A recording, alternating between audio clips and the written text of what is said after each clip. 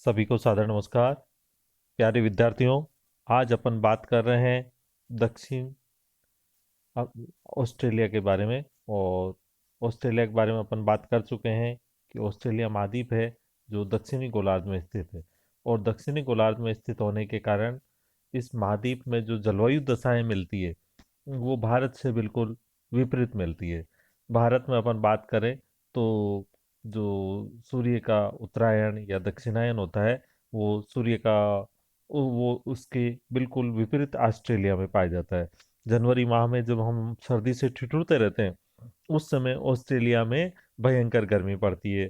ठीक इसी तरह जून माह में जब हम गर्मी से परेशान रहते हैं, पसीने छूटते हैं हमारे गर्मी से, उस समय वो लोग स्वेटर पहन के घूमते हैं। क्यों? क्योंकि उस समय सूर्य उधर दक्षिणायन होता है, सूर्य की किरणें तिरछी पड़ती है। आज अपन यहाँ बात कर रहे हैं वो ऑस्ट्रेलिया की जुलाई की जो समताप रेखा है और जुलाई की जो मौसमी दशाएं हैं, उन जुलाई की मौसमी दशाओं के बारे में बात कर रहे हैं। इस समय यहाँ शीतकाल होता है। क्यों शीतकाल होता है आप जान कारण समझ चुके हो। क्योंकि सूर्य उत्तरायण में रहता है, सूर्य की किरणें यहाँ पर सीधी नहीं पड़ती है, यहाँ सूर्य की किरणें इस तरह तिरछी पड़ती है। यदि हम इसको पृथ्वी माने तो ये गोल बीचों बीच रेखा है जो भूमध्य रेखा, तो ये इस तरह मकर रेखा पर सूर्य यदि है तो यहाँ सूर्य की किरणें तिरछी पड़ती है और सूर्य उत्तरायण रहता है। जुलाई में ऑस्ट्रेलिया का तापमान 5 उत्तर से दक्षिण की ओर कम होता जाता है। उत्तरी भाग में तापमान 21 डिग्री सेंटीग्रेड से अधिक तथा दक्षिणी पूर्वी भाग में केवल 4 डिग्री सेंटीग्रेड तक पाया जाता है। थोड़ा सा इसको साफ करके हम देखें तो यहाँ पे हम देखते हैं कि उत्तरी भाग में जो समताप रेखा है वो 21 डिग्री की समताप रेखा गुजर रही है। जबकि हम दक्षिण में देखें तो दक्षिण में ये सिडनी के आसपास का ये एरिया देखें तो इस एरिया में 4 डिग्री सेंटीग्रेड की रेखा गुजर रही है। अर्थात जैसे जैसे हम उत्तर से दक्षिण की ओर जा रहे हैं वैसे वैसे टेम्परेचर कम होता जा रहा है। लेकिन जुलाई के महीने में यहाँ पर शीतकाल रहता है, ये बात हमें अच्छे से ध्यान रखनी है। क्यों? क्योंकि जुलाई का महीना आते ही हमारे दिमाग में एक ही चीज आती है कि जुलाई जून यानी गर्मी का मौसम। लेकिन यहाँ जुलाई जून का मतलब होता है सर्दी का मौसम। इस समय उच्च दाब का केंद्र दक्षिणी पूर्वी ऑस्ट्रेलिया पर होता है जो पश्चिम में विस्तृत है और यहाँ हाई प्रेशर पाया जाता है।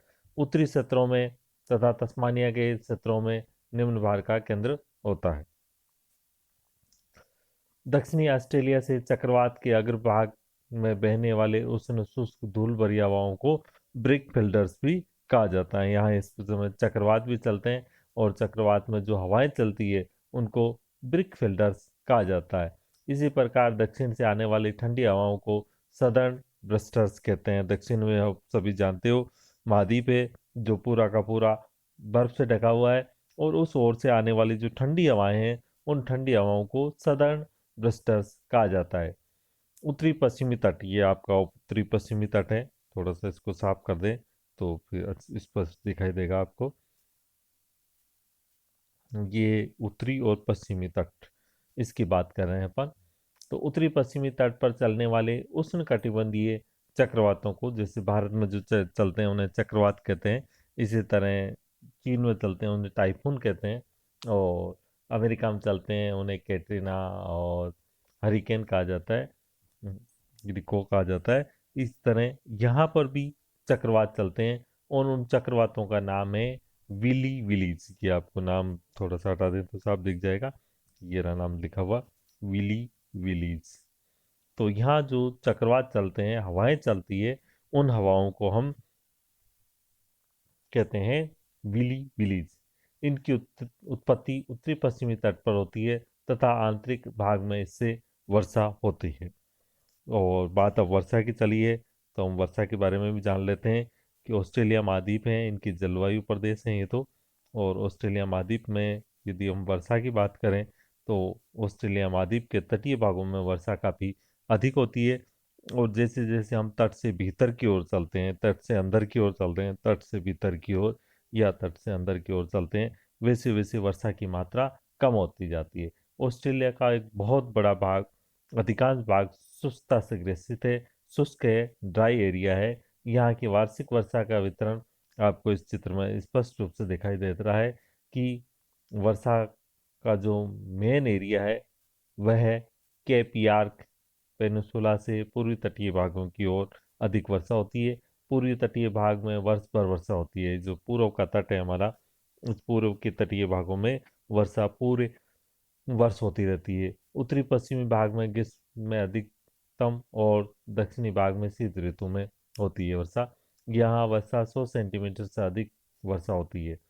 तटीय भागों में वर्षा अधिक, और जैसे जैसे अंदर की ओर जाएंगे वैसे वैसे वर्षा कम होती जाती है। अधिक वर्षा का अन्य क्षेत्र उत्तरी पश्चिमी तस्मानिया है। ये जो तस्मानिया देख रहे हो आप, इस तस्मानिया में भी काफ़ी अच्छी वर्षा होती है। और ये जो वर्षा होती है वो होती है पछुआ हवाओं से।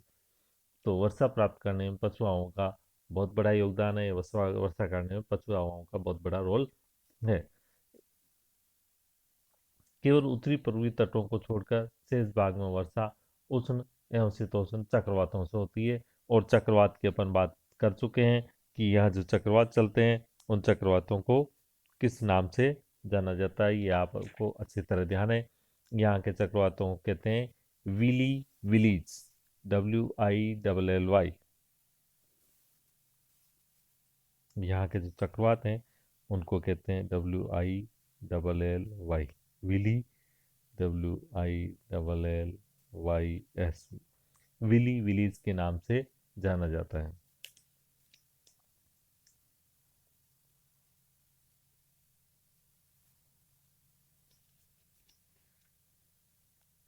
तो अपन बात कर रहे थे चक्रवात की, कि यहाँ जो वर्षा होती है वो उष्ण कटिबंधीय और शीतोष्ण कटिबंधीय चक्रवातों से होती है। उष्ण चक्रवात उत्तरी पूर्वी तथा मध्यवर्ती भागों को प्रभावित करते हैं। उष्ण कटिबंधीय जो चक्रवात हैं वो यहाँ उत्तरी भाग को और पूर्वी और मध्यवर्ती भागों को प्रभावित करते हैं। उत्तरी भाग, पूर्वी भाग और मध्यवर्ती भाग है, इन पे इन उष्णकटिबंधीय चक्रवात हैं, इनका प्रभाव पड़ता है। ये मुख्यतः दिसंबर तथा मार्च तथा ग्रीष्म ऋतु में चलते हैं। कभी यह तेज तूफानों के रूप में होते हैं। इनसे उत्तरी पश्चिमी तटों पर वर्षा होती है। शीतोष्ण चक्रवात शीत ऋतु में अधिक प्रभावशाली होते हैं। इनसे सर्दियों में दक्षिण पश्चिमी ऑस्ट्रेलिया तथा विक्टोरिया के दक्षिणी भागों एवं तस्मानिया के क्षेत्रों में वर्षा होती है। यानी जो पछुआ हवाएं हैं उनका बहुत बड़ा रोल रहता है। कभी कभी गौण चक्रवातों से दक्षिणी पूर्वी तटों पर वर्षा होती है। ऑस्ट्रेलिया का मध्य मौसमी क्षेत्र अति अल्प वर्षा यानी 25 सेंटीमीटर से भी कम वर्षा प्राप्त करता है। इसके चारों ओर का क्षेत्र 25 से 50 और 50 से 100 सेंटीमीटर वर्षा प्राप्त करता है। इसमें आप चित्र में भी देख रहे हैं ये कि चित्र में भी आपको दिखाई दे रहा है कि ये जो तटीय भाग है उन तटीय भागों में 100 सेंटीमीटर से भी अधिक वर्षा होती है। तस्मानिया की तरह शेडिंग जो आपको दिखाई दे रही है उस सभी चौकड़ी वाली शेडिंग में 100 सेंटीमीटर से भी अधिक वर्षा होती है। और ये जो वर्षा होती है उत्तरी और पूर्वी भागों में अधिक होती है। इसके बाद ये खड़ी जो शेडिंग है उसमें आप देख रहे हो कि 50 से 100 सेंटीमीटर की वर्षा होती है। ये वाला जो एरिया है उसमें 50 से 100 सेंटीमीटर वर्षा होती है। इसके बाद देखें तो जो क्षेत्र आता है उसमें 25 से 50 सेंटीमीटर वर्षा, और कुछ ऐसा बहुत बड़ा पार्ट है जिसमें 25 सेंटीमीटर से भी कम वर्षा होती है, जो ऑस्ट्रेलिया का ऐसा भाग है जिसमें कि मरुस्थल का फैलाव है। ऑस्ट्रेलिया का मध्यवर्ती मरुस्थलीय क्षेत्र है जो कि 25 सेंटीमीटर से भी कम वर्षा प्राप्त करता है। ऑस्ट्रेलिया में केवल अधिकतम वर्षा के क्षेत्रों के अतिरिक्त अन्य वर्षा की विश्वसनीयता बहुत कम पाई जाती है। वर्षा पर डिपेंडेंसी बहुत ज़्यादा रखना संभव नहीं है, क्योंकि वर्षा का यहाँ पर कोई किसी तरह की रिलायबिलिटी नहीं है। मध्य ऑस्ट्रेलिया में वर्षा विश्वसनीयता बहुत कम है, अर्थात वर्षा का वार्षिक वितरण अनिश्चित है। किसी वर्ष 25 से 30 सेंटीमीटर वर्षा हो जाती है, दूसरे वर्ष 5 से 10 सेंटीमीटर होती है। इसी कारण यहाँ रेगिस्तान का बहुत बड़ा फैलाव है, मरुस्थल बहुत बड़े हिस्से में फैला हुआ है।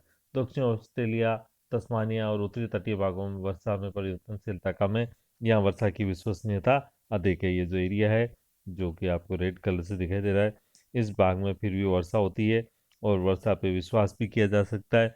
लेकिन जो बाकी एरिया है उसमें किसी तरह की कोई वर्षा का विश्वास आप नहीं कर सकते हैं। वर्षा की यहाँ अत्यधिक अनिश्चितता पाई जाती है। किसी वर्ष वर्षा बहुत अधिक हो जाती है, तो किसी वर्ष ऐसा भी निकल जाता है जब वर्षा की मात्रा काफ़ी कम होती है और वर्षा की रिलायबिलिटी भी बहुत ही कम पाई जाती है।